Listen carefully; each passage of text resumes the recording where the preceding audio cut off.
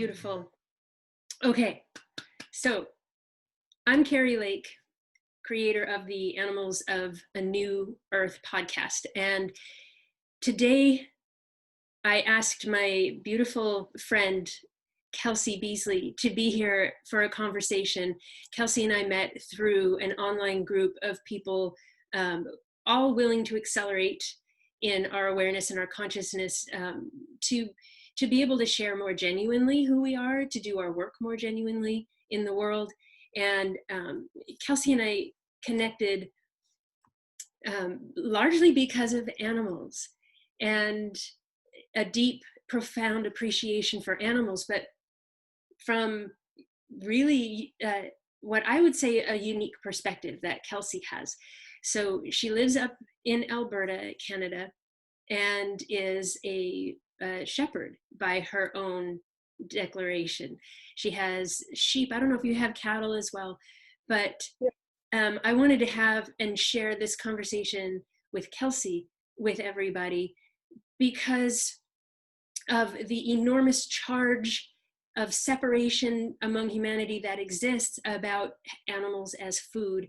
And how can people say that they love animals if they raise them to kill them for food? And it's a very highly charged conversation, very potent. But I know, from other conversations, Kelsey and I can talk about this from a place of absolute love and honor. And Kelsey, I wanted to give you the chance to talk about what's in your heart in this realm, and then see what other thoughts or questions come up in our conversation. So that's where this is starting. And is there anything you want to say to further introduce yourself? Sure. I want to just, you described that I'm from Alberta, Canada, and I think the another description that would work is I'm a person of the prairies. So I grew up in the prairie environment, and that whole ecosystem has largely been integrated with agriculture and livestock, right? And in Western Canada. So it really describes kind of like, where I'm from and who I am, and the culture that I was raised in is in a prairie environment. So I think that's a good place. It gives people an idea of kind of the mindset that I was brought up in. So please just say more about that, right? Because like on the video, you have a multicolored ceiling fan and you've got a cool room full of the globe and the planet, right? And so like, it's not common to be from the prairie and to associate yourself with that. So what does that mean? What are you talking about? Why is it a thing?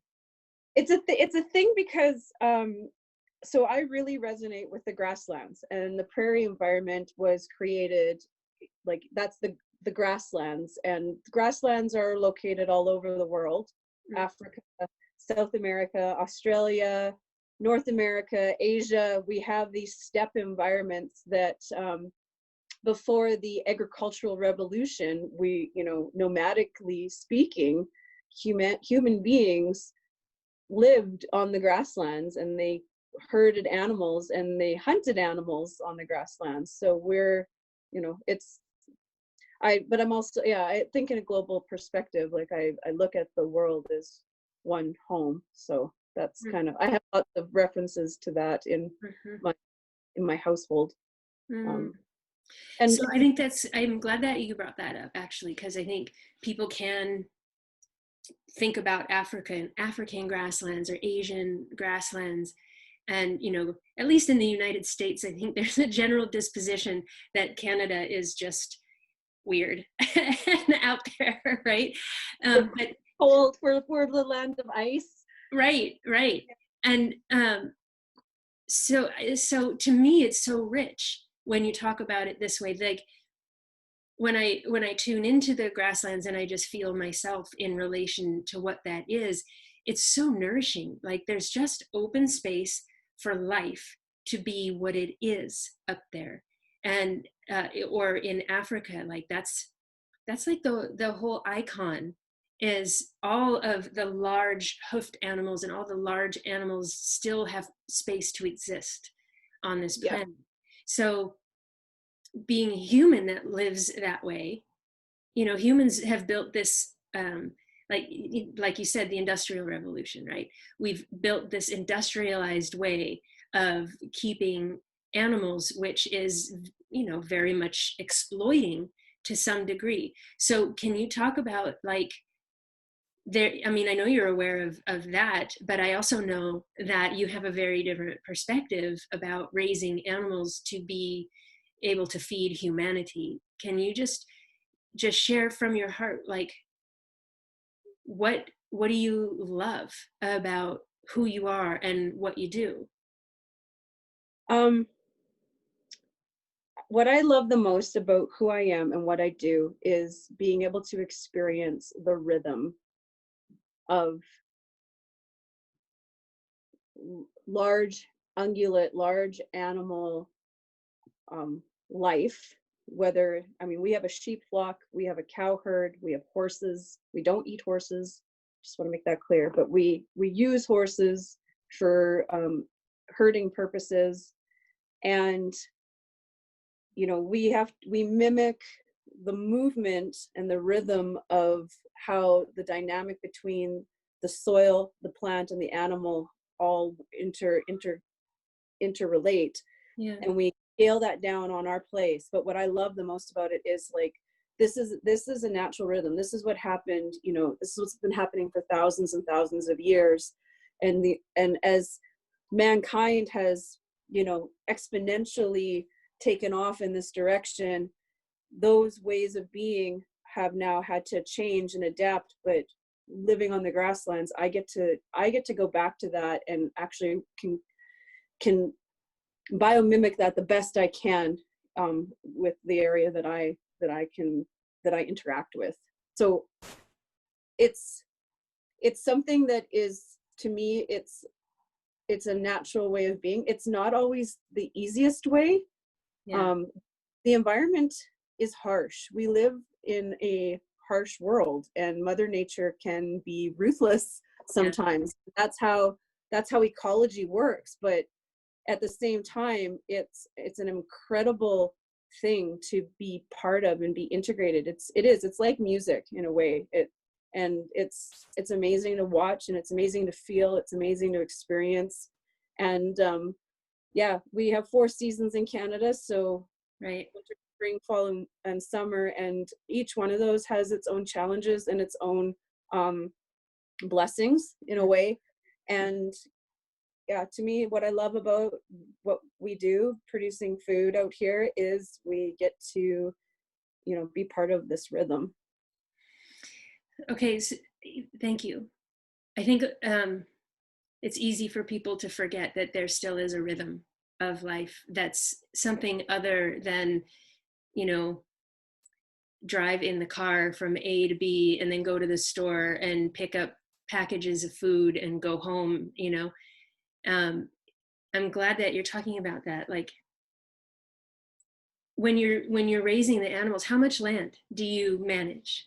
What's the scope of this The space? scope and the scale. So in Canada, we can use hectares or acres. We're still like on an acre scale, but we're on a metric system too. So legally, we manage 1,280 acres. Okay. But I also, some of our stock go out into other land that's managed, lease land, you know, large sections of natural area that incorporate grazing animals into part of the management system.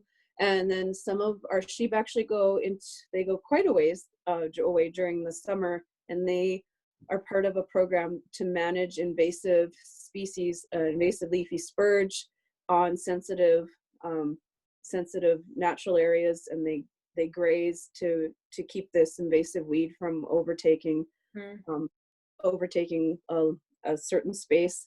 So there's about 12,000 acres that they go to, and they're part of the system of an integrated weed management plan. That's amazing.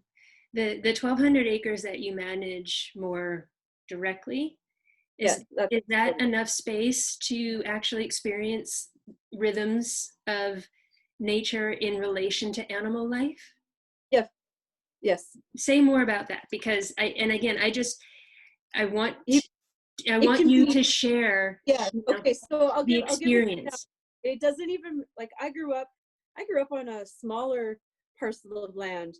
Um, I grew up right beside a river in a town, and there was 30 acres along the river valley that my parents' family owned, and still owns. And so I grew up right beside a river in an urban setting, but it was still rural. And it was even zoned rural, zoned agriculture.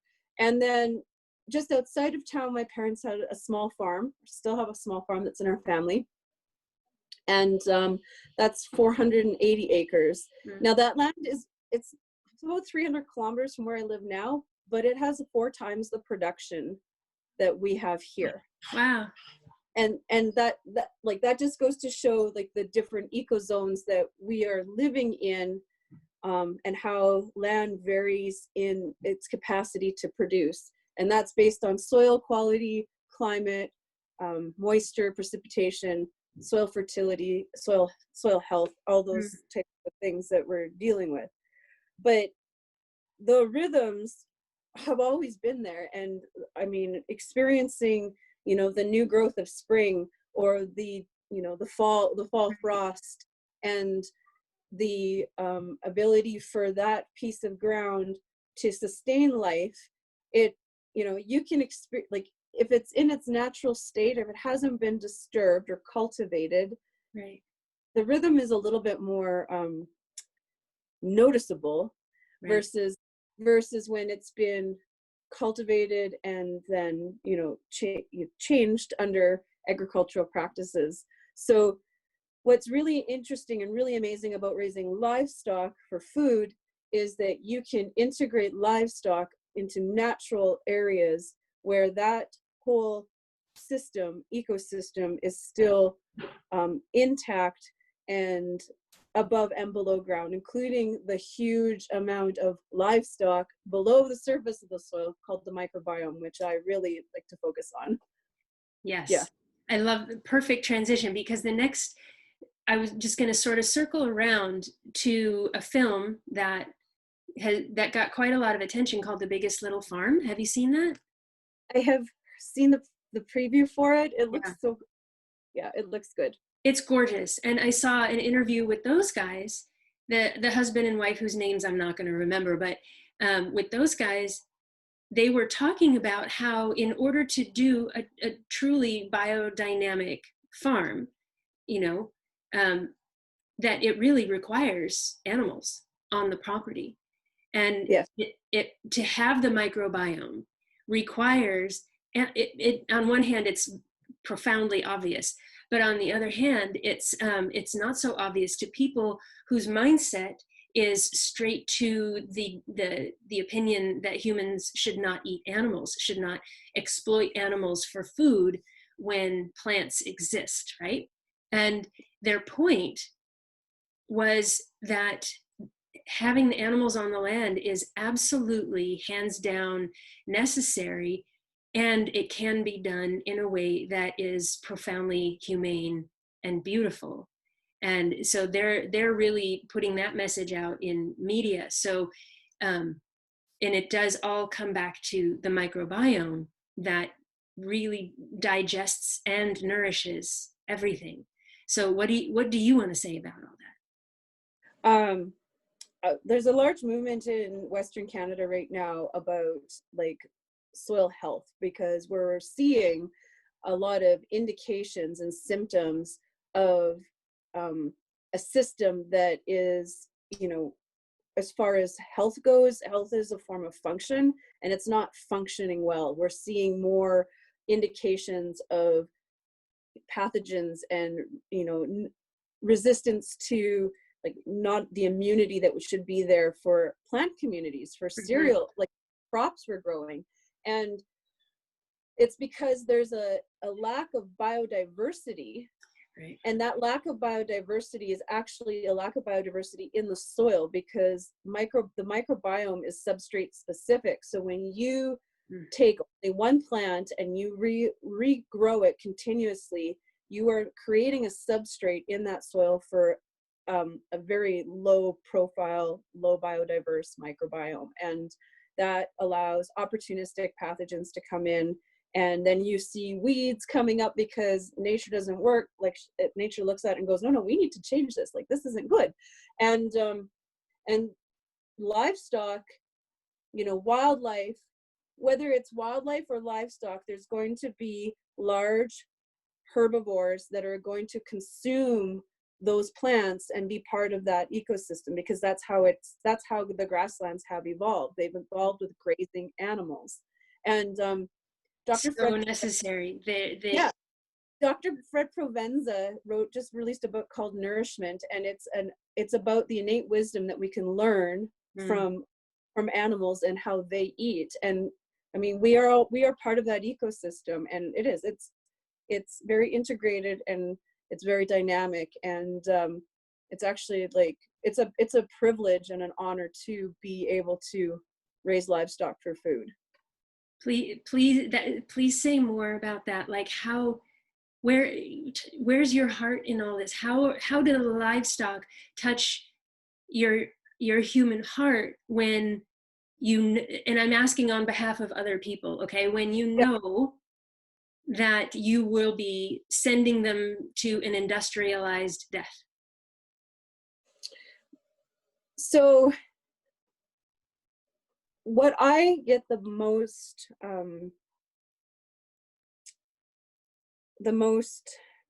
relief or comfort, I think is the word, from raising livestock for food is, first of all, I know where they go when they die. We have a relationship with the abattoir that slaughters them. We know how it happens. We have an influence on how those animals, their final hours of their life. So for me, I have that sense of responsibility and like moral compass to know that, okay, I'm sending these animals off and they're going to have a respectful and honorable death, and it's going to be, free of pain and fear, because they're handled in a way that they are familiar with up until the end.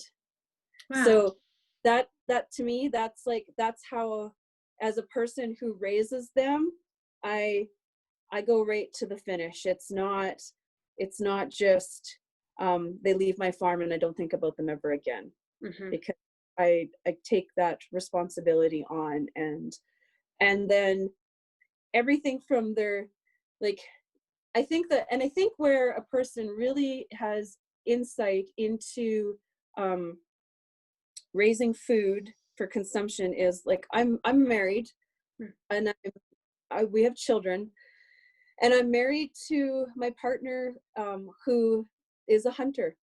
Like, no hands down, that's who they are. And so I've become very, like, enlightened to the process. We hunt for sustenance, so we consume what we eat. And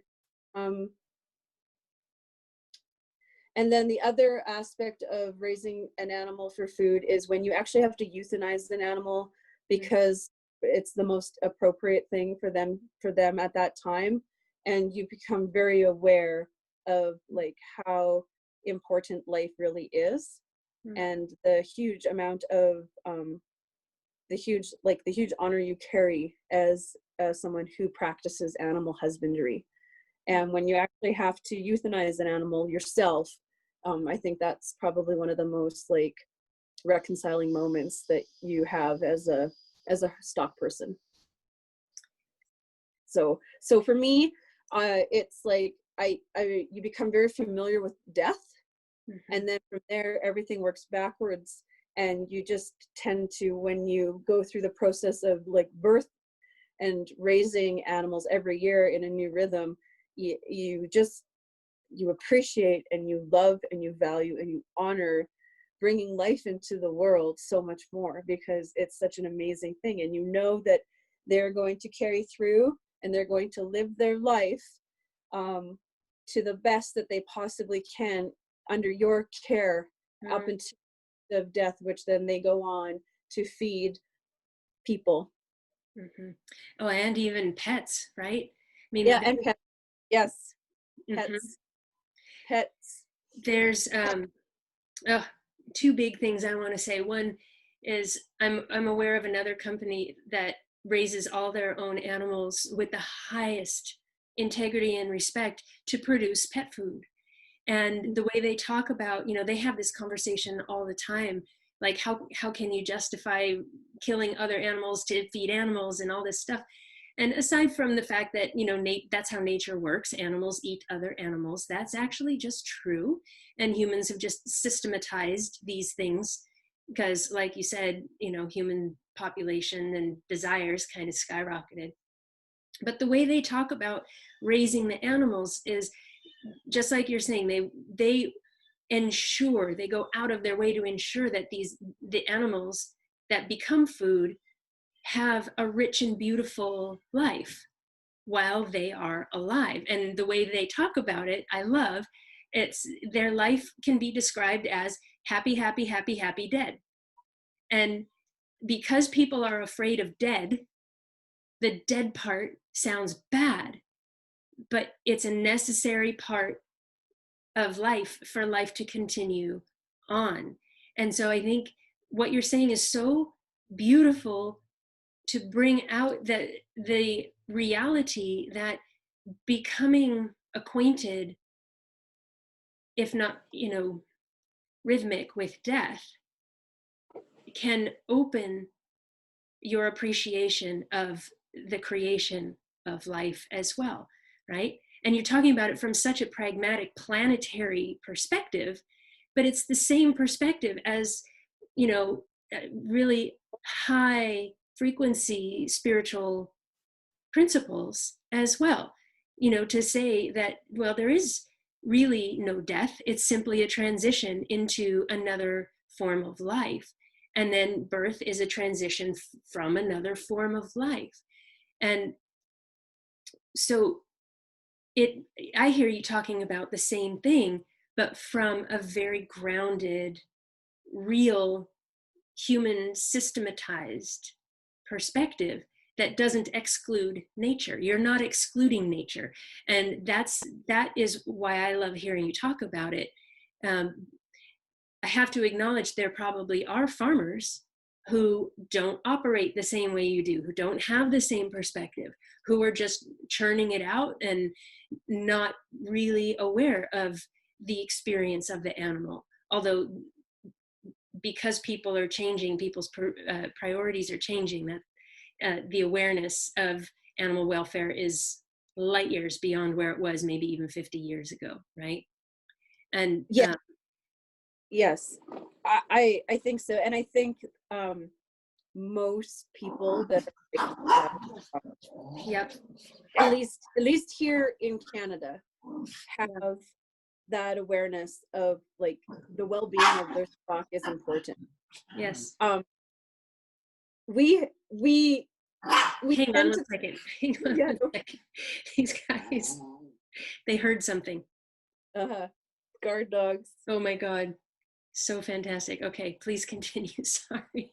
Well, no, it's okay. And like, so I think when we think of agriculture, especially livestock production, we have a idea of, like, we don't like confined systems. True, because you can increase the risk of certain non-desired things happening, in confinement. But at the same time, when you look at our climate, sometimes a confined system isn't always a bad thing. It just depends on the context of what's going on. And an example. Be more specific, please, because I know what you're talking about. So I'm describing, like, supply managed. For example, let's use chickens. Okay. And you have a chicken barn, and they never leave the barn. Yeah. They never go outside. They never see that. Versus a free range system where you have chickens that are outside, they have access to outside. But at the same time, that's a spectrum. You have total confinement and then complete free range. But at some time, there's a need for confinement in that system because a free range chicken is a high risk chicken of being dead a lot faster due to things like predation in the environment. Exactly. At some point, we confine chickens, whether it's even if it's just overnight, they actually naturally want to go into confinement because they feel safe. And they do that. They go to roost. So I think it's just a matter of the context of what you're working in. Yes, there's, you know, there's opposites to each end, and each environment requires its own system. If you're living in an environment that has a high predator population, those chickens are better off, in a Some safer protection. Absolutely. Yeah. yeah. Or if it's incredibly cold, or if it's incredibly wet all the time, then those things, you have to deal with the environment that you live in. And that is what, more than the economy, more than the economics, the environment is what dictates how we navigate our agricultural systems. If it's really, really wet all the time, your animals want to be housed because nobody wants to be out in the wet all the time. But yet we live in wet, humid environments. And so I think when we have this paradigm in agriculture, when it comes to production of animals for food, people can get caught up in one idea. And my biggest lesson that I've learned is keep an open mind. And you always have to put yourself in the position of, I'm here, I'm limited to this space, and how am I going to tune into the rhythm of what's going on so that I can create sustenance for not only ourselves but also our community. And your community can be local, or it can be global. It depends on what you're producing is going. But it's integrating people, the land, and the livestock. And that's what you mean when you talk about ecology, is how everybody is rolling together given who they are and the environment that they're in, right? Yeah. It's there's no one surefire way of doing something in any given space. How I do something here is different to where things are done where I grew up, and that's only 300 kilometers away. Right. It's different from, like, I lived in all three prairie provinces across Canada, Alberta, Manitoba, and even though they're all part of the same region, they're very differently. And how we do things out here in Alberta now is completely different than how we did things in Manitoba. Like, we had much different issues and challenges there. And it requires being able to navigate the environment that you're in. Yeah, for sure. Which includes yourself. I mean, I think this is, whether people have an opinion about raising animals for food or they don't, or whatever they do in the world, it's, to me, the foundation that everybody, that's common to everybody, is starting with your own environment. And are you willing to be flexible and listen to where you are in your environment, and like you were born into a family of ranching, right? Which obviously not everybody is. So there's already this framework of how life makes sense to you. And this is why I wanted you to talk about it, because even as I'm listening to you here, it's hard for you to talk about the water you swim in a way that's simple enough for other people to understand, and I get that. I think it's similar for everybody, given, to look at the flexibility and the courage and the willingness it requires to look at your own environment in such a way that you're not judging yourself and you're not worried about someone else judging you either. And I know, like, you have that capacity, which is why I wanted to play and share all this. So I wanted to like turn the conversation a little bit, because I know you have dogs, and Yes. you know, in North America, we really have opinions about not eating dogs. We don't eat dogs. You have Yep. horses. We don't eat horses, right? Yeah. No, we don't eat our dogs, we don't eat our horses. And our kitties, right? And Cats, yet, and in India, they don't eat cattle. they don't eat cattle, yeah. Okay, And so in Middle East, they don't eat pork. right. Yeah. So eating some and not others is a thing, and in Europe they do eat horses. Right? And that's abhorrent to much of the United States, just like dogs and cats. So I'm just going to ask this really blunt question, right? Mm-hmm. Just to throw it out there, right? Where is your love for the animals if you eat some and not others? How can you say you love them? It has nothing to do with love. What I choose to eat, because I love a lot of things, and but to me it's about what makes sense in my mind as far as what is safe to eat, for one. And I'm not saying that horses aren't safe to eat. That is a cultural conditioning. Mm-hmm. But love and cultural conditioning are two different things. Yes. And like, okay, so here's an example. Keeping an open mind, Mm-hmm. We're very fortunate. I think it's more gratitude than anything that it allows me to choose what I am able to, like, what I decide to eat. So how can I say I still love my cows and I love my sheep even though I consume them? Canada, North America, we're young in as far as uh, societies go. The Western prairies were settled by people who came out here in search of a better life. We haven't experienced things like famine yet.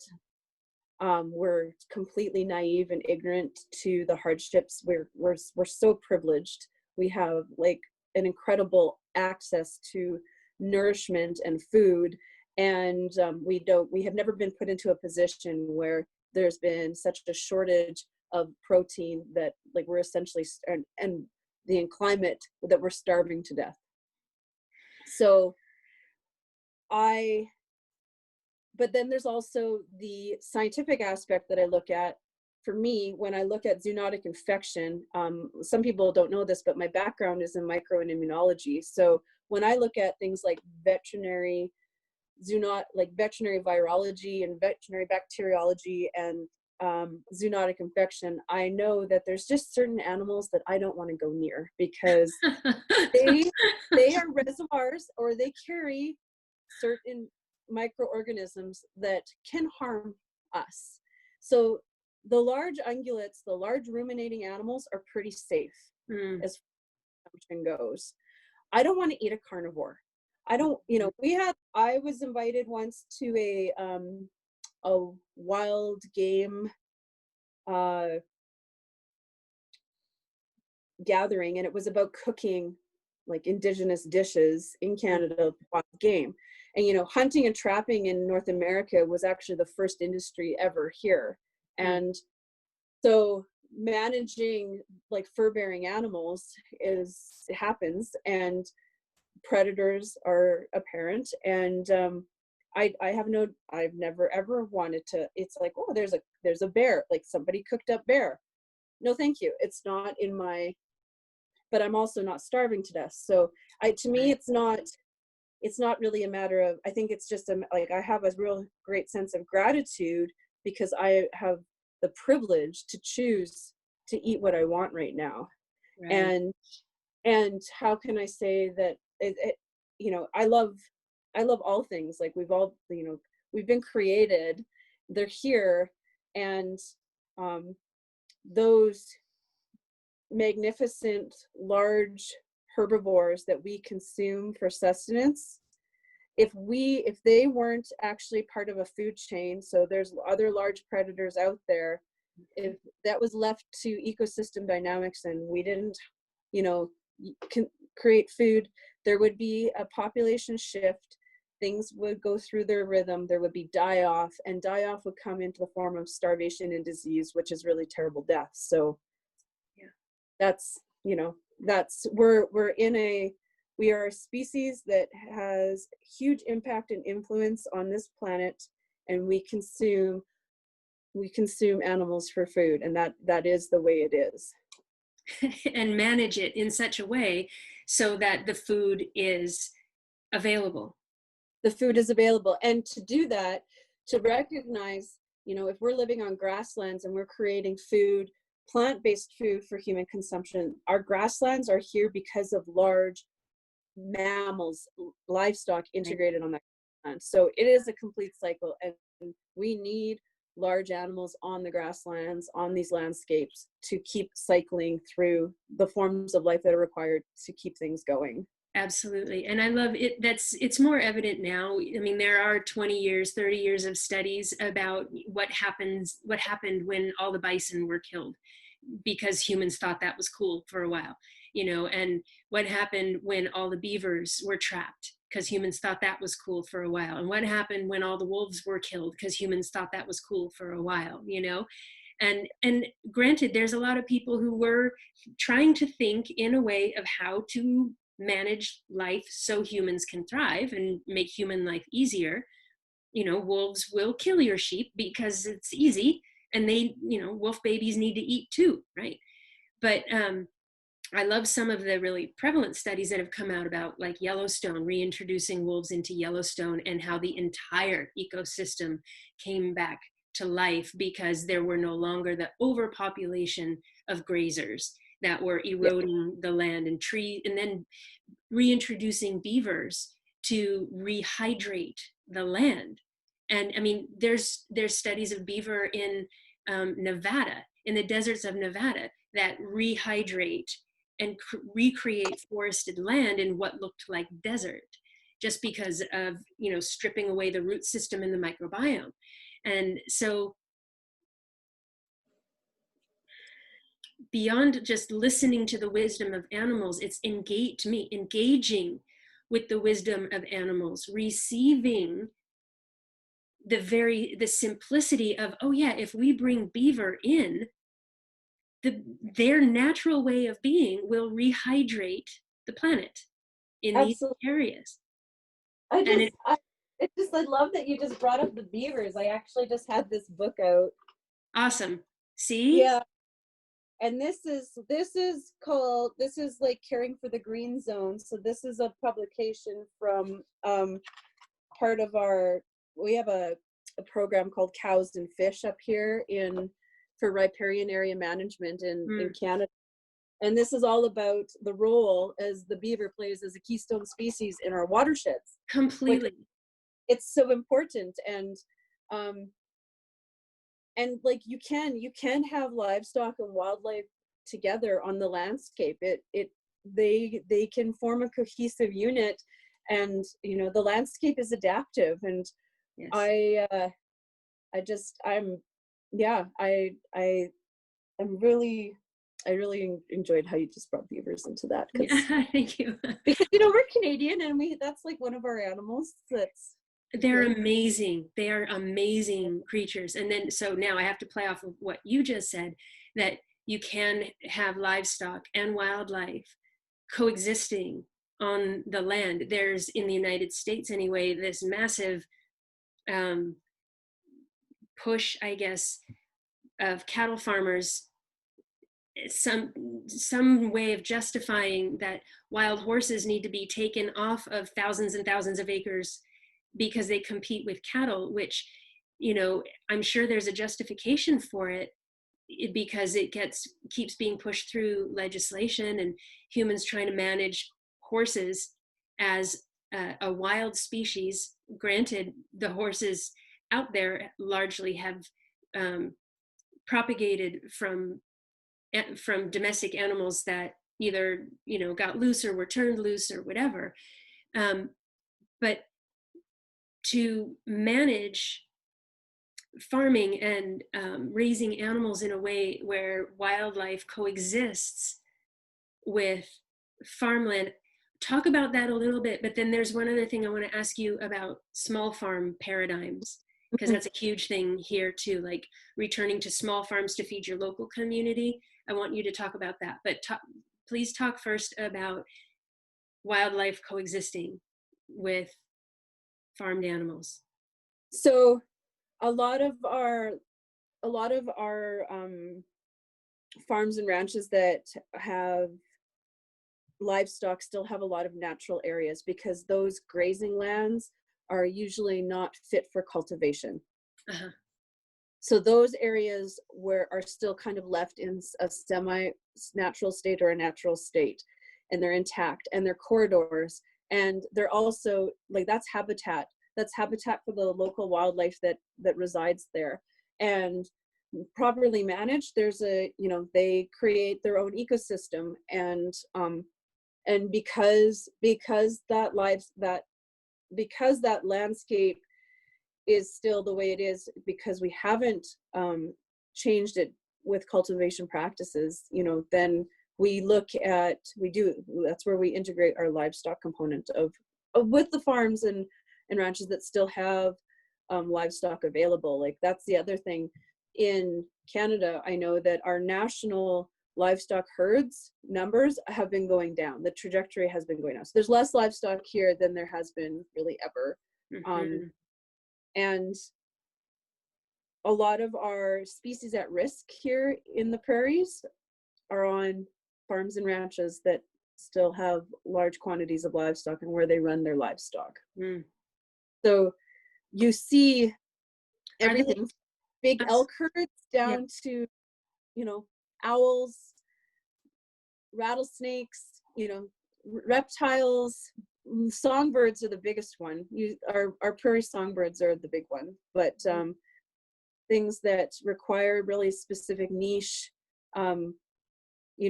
niche environments and a canopy of environments that occur within the grazing system, because we have, like, it's not a uniform system. There's mosaic occurring. Right. Oh, so beautiful. So beautiful. Oh, and so many things I could say. So thank you. So now the small farm paradigm, like Yes. if we're going to produce animals and keep breeding and creating life for food specifically, there's, here I'm aware of it. I'm aware of this much, right? I'm just like skimming the surface of what comes into my awareness here. But doing things like what they did in the film The Biggest Little Farm. They have 200 acres, and they just uncompromisingly regenerated the microbiome and planted things, and they don't spray anything except maybe like garlic oil essence, deterrents, but no death agents, no No, chemical. no cidal products. The side in anything, if you see herbicide or pesticide, or Exactly. all cidal means death, so they're not killing stuff. Exactly. So here's 200 acres using less water, producing more, proving that harmonizing with nature actually, generates life, including when it's time to use that life as food, whether it's apples or pigs, And so then there's this belief system, that's been industrialized, that humanity can't be fed with small farms. Humanity can only be fed with huge industrial farms, or, the range stations in Australia that have 50,000 cattle running on 200,000 acres or whatever it is, or more, So tell me your awareness of that dichotomy. So my awareness of that dichotomy, I'm really grateful. I've had some amazing mentors, and I had one woman by the name of Brenda Shep I heard her say once that, you look at assets are measured in no, wealth is measured in arteries, not assets. I think that's what she said, or something along that line. So when I look at a small farm, a large farm requires a lot of arteries to move what they're producing from one point to another. A small farm, and if you only have one major artery moving product in and out, and you have a block there, it's huge risk. If you're just producing wheat or canola and you run 10,000 acres and you have a backlog in the system, which we've seen here previously, our farmers, they end up in a lot of trouble because all of a sudden they're producing a monoculture, or maybe just one or two crops. They have to have capacity for storage, and if they can't get it to market, then all of a sudden, and I'm sorry, but we can't eat canola in the raw form. It's not good for us. So small farms, when you look at things like right now, when you have the halt of movement, yeah, and right now we're experiencing something really unique in the world that we haven't really seen before in our lifetime, and that's our response to the information we're receiving about a virus that is spreading in a pandemic form. right. If you take that and you extrapolate it to the stoppment of the movement of food, Right. then all of a sudden small farms are integral in supporting their local communities. And we haven't experienced war like World War II was experienced, or Right. World War I. But a small farm, a backyard garden will support your family for a large proportion of time. Growing potatoes, you can get a lot of nourishment from a potato. Growing squash, growing, the sisterhood of plants, a cereal, a legume, and another form like the squash family, potato, fruit family as well. Plus, the other thing I look at is like, people are keeping pigs. What a wonderful alternative to food waste when you look at the amount of food waste that occurs in our society right now. I've kept pigs before. They are truly intelligent. They are really amazing animals. They are And amazing. that thing makes me feel better than taking my vegetable peelings out to my pigs and watching them consume, stuff that, I have a compost now and I have worms, so I have worms instead. But right. you can choose the type of livestock you want to keep on a small scale. Worms are great. You can create. They're great, and they're quite. If you kill them, it sucks, but I don't think you really feel as bad about killing a worm as you do something else. Well, that's back to that cultural conditioning, and It is, and it's okay to call that out because it's real. We're based on where we live, we're embedded with a different value system on what's around us and the forms of life around us. And to me, it's so worth it to just acknowledge that rather than try to fight it and say, oh, this one is good and that one is bad. Like you were saying earlier, it's like, be willing to recognize the ecology and the environment that you're actually in, and then look at what you can do in harmony with it, and yeah, this is so in the whole conversation about raising animals for food and how that is contributing, how it can contribute to creating a new earth, a new way for humanity to live in harmony with other life on this earth. There's, again, Maggie has some ideas about it, but again, there's the spiritual approach of the etheric wisdom of animals, and what the meaning of animals in consciousness, and that is, it's beautiful, it's powerful, it's real. It's just as real as looking at the ecology of how worms and cow poop improve the soil so everybody can actually be fed. And yeah, I think from my heart, there's the point of bringing this up, and maybe we'll get to do other conversations and just keep pulling this stuff forward, is that when we are, as humans, I mean, humans are the ones that can push and pull everything around this planet at will. You know, we, with farming, we basically conquered survival, and yet so many people live in survival. But we can grow our own food, and we can like manage what time of year we get food.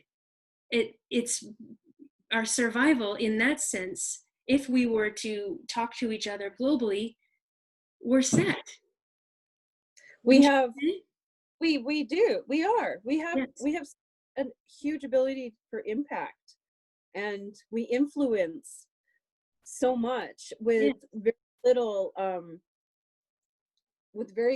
it doesn't take much for us to influence something that has such a huge impact. And I, you know, I look at, when you look at things like whether it's worms or a cow, um, everybody has a certain amount of energy that is within that system, within their own, like they're a living organism, and their lifespan is different. Right. Their cycles are, everything's different, but they all live, reproduce, and die. Mm-hmm. And it all has a very similar rhythm and a very similar pattern. It's just a different wavelength, Mm-hmm. really. Mm-hmm. We happen to be the conductors of a really magnificent orchestra, is kind of how I look at it. Mm, I love that. That's really beautiful. And I love that too, because it provides a way to honor humanity as part of the symphony, rather than holding humanity separate as the good guy or the bad guy, right? The ultimate power or the ultimate destroyer. Instead, it's saying, hey, let's actually include ourselves in this and look at it in terms of ecology, of harmonizing from the perspective of everybody wins. The Mhm. microbiome wins, the worms win. Cattle, you know, if we weren't producing cattle for food, like you said, there would be a major die-off. It would be icky. There would be dead bodies all over the place because there aren't enough predators to consume all of the excess, that, you know, bodies that would need to be eaten or decomposed or whatever. And I've heard people ask this before too about horses. Um, in the same sort of discussion about and about the opinions about horse racing, and what if there were no horse racing anymore? What would happen to all the horses? And for a while there would be an excess of thoroughbreds and Arabians that, and even quarter horses, that are no longer racing.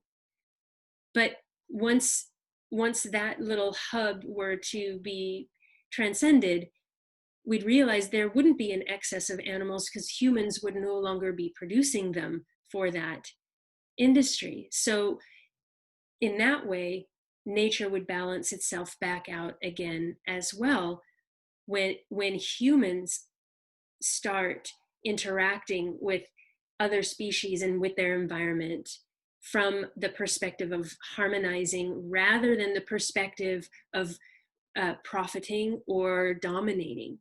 And to Yeah. me, that's the conversation of a new earth. And so we don't have to stand up and hold a flag of a big opinion that this is good and that is bad. You know, instead, this is why I love your conversation about ecology. Instead, it's, let's look at what we have, and let's look at what we can do with what we have from a place. This is the really important part of why am I doing what I'm doing? For the wellness and health and perpetuation of all species. And I think farming can be done, clearly farming can be done from that honor and perspective, which is truly an embodiment of the higher frequencies, a higher consciousness awareness of harmony is our natural state of being. Mhm. Yeah, we live in a world where we have universal language, and universal language is energy and symphony and music. You know, we relate on that. We don't have to speak in terms of semantics. And so when you are looking at a rhythm, you know, that that just carries over into a natural system. You know, there's night song. You go out at night onto a, Mm. and there's night song going on. You hear things that you don't hear during the day. Same at twilight, Mm. same at dawn, Yes. dusk, like things. And it changes with the season as well. And so I think like it's becoming into like really attuned to your natural environment, whether you're on 2 acres or 2,000 acres. Right. You know, you can create a system working with the resources that you have that can integrate wildlife, that can integrate livestock. You know, if you're in an urban center and you can't keep a cow,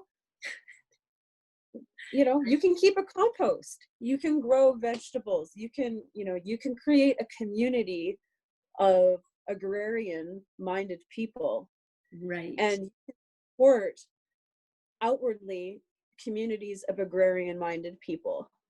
Yeah. It's beautiful.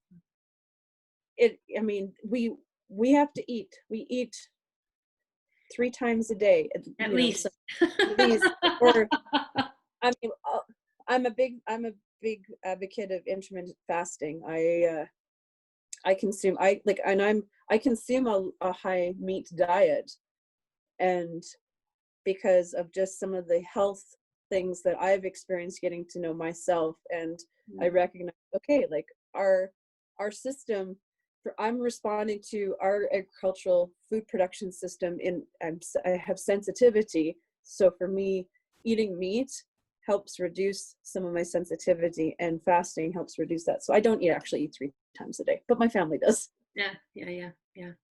Well, what I hope and would offer for a different way that people can engage with this whole conversation about animals as food and how farming is done is to come to find within themselves that feeling of truth that the music in the symphony and the harmony is the way life is designed to happen, and nature demonstrates that in so many ways. So when even in listening to this kind of a conversation and then thinking about it later, come first to your own sense of what harmony feels like.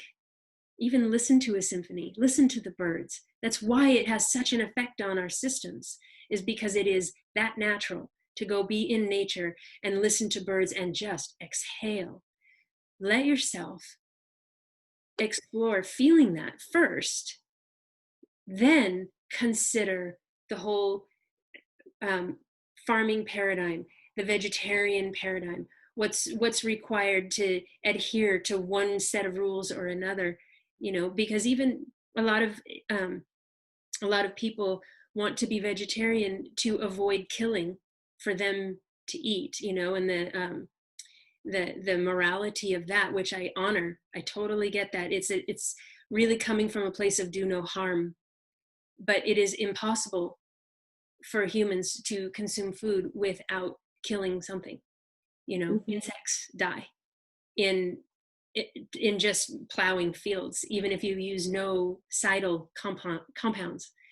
And it really, death, when we no longer hold on to that sociocultural belief that death is bad and should be avoided, then we can embrace more of a rhythmic relationship Mhm. as a human being. We can start to recognize it as something that's very real, that death is not the ending of anything. It is just a point of transition into a different form of life. And it really does challenge And people to look at what's important to me. Is life important to me, or is my belief system important to me? And then the whole entire animal kingdom, whether it's a human created breed or is, a snow leopard, the presence of the animal kingdom is so present and steadily guiding humans to notice the rhythms of nature through their heart. That's where it comes back to the heart for me, because that symphony really is felt through our heart. mhm. whether you call it love or not, it's a presence. And, you know, I call it love because it's the space where everything is happening. Um, but yeah, it really is assisting, like being willing to look at things in this way assists humanity to a higher consciousness way of interacting with how we feed humanity. Yeah. Is there anything else you want to say before we wrap up for now? No, I just want to say thank you, Carrie, for this awesome opportunity to have a conversation about like my way of life, because I don't actually get to talk to people very often about it, but Yeah. it's been a real honor to do so. So thank you. You're so welcome. Thank you for being so open about all of it too. And that's something I so appreciate about you, is your willingness to go, yeah, this is how it is. And this is, I mean, to me, you just exude love because you just are who you are, and this is what you do, and you understand it from many different perspectives. And I so appreciate that in you. So thanks. Stay well, be well. Yeah, we'll talk soon. Okay, bye-bye.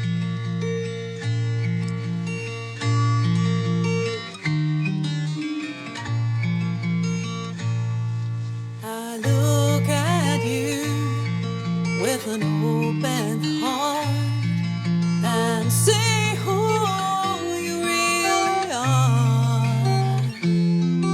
No need to find the words for this faith and grace, but don't doubt it, trust the smile on my face.